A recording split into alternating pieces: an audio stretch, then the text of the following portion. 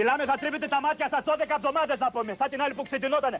Το καλύτερο της Εβραίου Θανάση τον έφερε. Κομποβελονιά, παρθενογραφή. Κάνει για όλα τα πράγματα. Να μπακάζει βρακιά, να κάνει φουστάνια. Τέτοιο φορές ριερατό. Τι σας λέω ρε και πριν και το καλό του παλικάρι. Ελάτε καλή κυρίες να πάρετε καταπληκτικά πράγματα. Έχω και για πατώματα, έχω και για τα βάνια. Για λιέχτη έχω απ' όλα.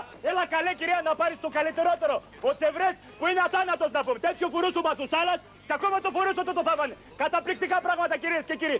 Έδατε, σιγάρετε την περιουσία να πούμε. Τι πράγμα είσαι εσύ ρε. Είσαι τρελός ρε. Κατέβα να σε σκίσω να πούμε. Να σε κάνω κομμάτια να πούμε. Θα σε κάνω να πούμε. Δηλαδή, έλα κάτω ρε μπορείτε να δεις τα πάντα να πούμε. Κοίτα να δεις τι μου κάνει την περιουσία ρε. Είσαι τρελή ρε. Έλα ρε μάκα κατέβα κάτω να σε σκίσω στα δύο να πούμε. Στα τέτοιο να σε ανοίξω που έχουν τα ποδάρια τους. Κι όλα τα κάνω ρε. Εγώ θα σε κάνω. Έλα τώρα. Έλα τώρα.